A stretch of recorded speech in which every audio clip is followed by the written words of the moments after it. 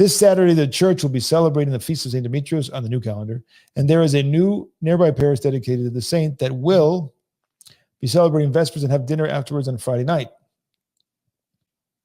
Well, I'm certain the food at the dinner will not adhere to the fast.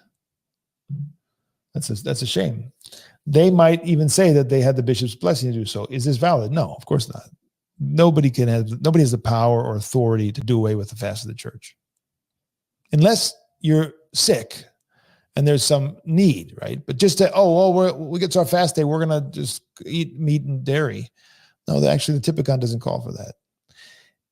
The most I've seen would be fish, because it's a local saint.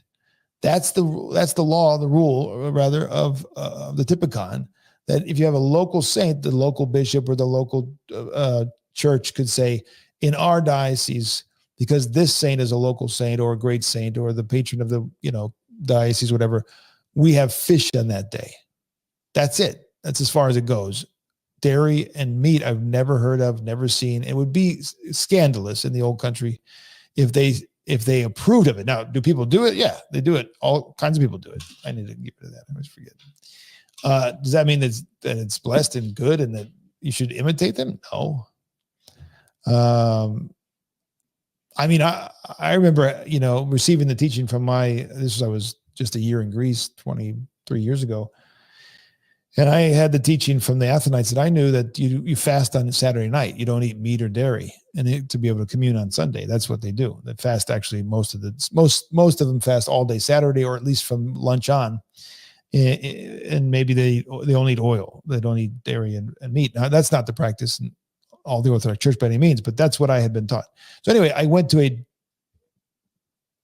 speech of something. I forget what it was, but there's a lot of clergy there. I think it was even a clergy gathering or something. Saturday night.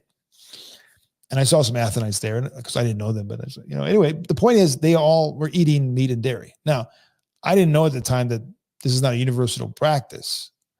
I was kind of scandalized, and I went to my elders. What's going on here? I thought you're supposed to fast because you're going to commune the next day. So there are local practices. There are, more strict fasts from certain spiritual fathers. There's nothing wrong with doing a stricter fast, right? You don't have to stay the fast of Wednesday and Friday. If you look at the Eurontikon, if you look at the saints, their fathers in the desert, they were fasting all the time. And when they broke the fast, it was their personal fast. It wasn't the fast of Wednesday and Friday. People always say that, well, look here, Abbas, so-and-so in the saints, their fathers, he broke his fast, it says, for the travelers, and they ate together. Oh yeah, he did, but not the Wednesday and Friday fast. That's his personal fast because he constantly fasted. He constantly fasted. Yeah, you should definitely break your personal fast for the sake of hospitality on a Thursday or a Tuesday or a Sunday or whatever, right? But not the fast of the church on Wednesday and Friday. No bishop or synod has the blessing to do away with this fast. Why would that be soul profiting? Why would that would be disorderly? It would undermine the Typicon of the church. It would scandalize souls. So there's no reason why that innovation would be blessed. In my experience, anyway. I mean, I guess there's maybe 1 in 1,000 or something. But anyway, we live in the West, and a lot of people don't know this stuff. I don't think I read your whole question. You said, if not, how do I handle a situation where I can't eat anything because it isn't fasting? You just don't eat, or bring something with you, or eat only that which is fasting. Nobody's forcing you to eat. This idea that, I went to my friend's house and, they all sat down and ate meat and dairy on Friday, and I didn't want to, I just went along with it because, you shouldn't make a big deal. I've heard this again and again. No, I'm sorry. That's the time you confess the faith. Not in an arrogant, obtrusive way. You don't I'm fasting. No, you don't do that. You just very meekly and humbly and simply say, thank you very much, but I'm fasting. Today's Friday. That's not a hypocritical, pharisaical thing to do. It's a common practice of all Orthodox Christians. It's common knowledge. Now, maybe your Protestant friends are going to know that. Your Orthodox friends should. If they're breaking the fast, that's their problem. You shouldn't follow them.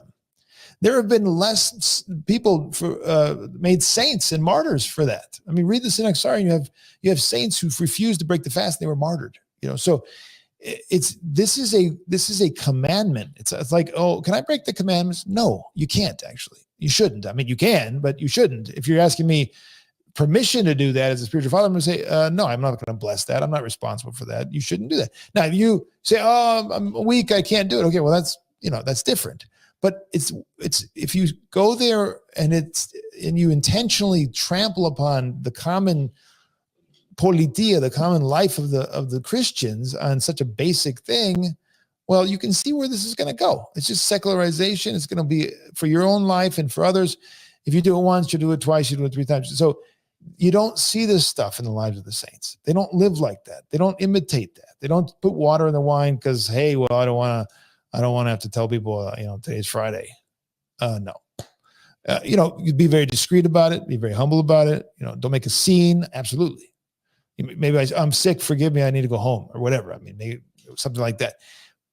Okay. But don't go along with it. That's not in the spirit of the Euron Deacon of the saints of this father. Okay.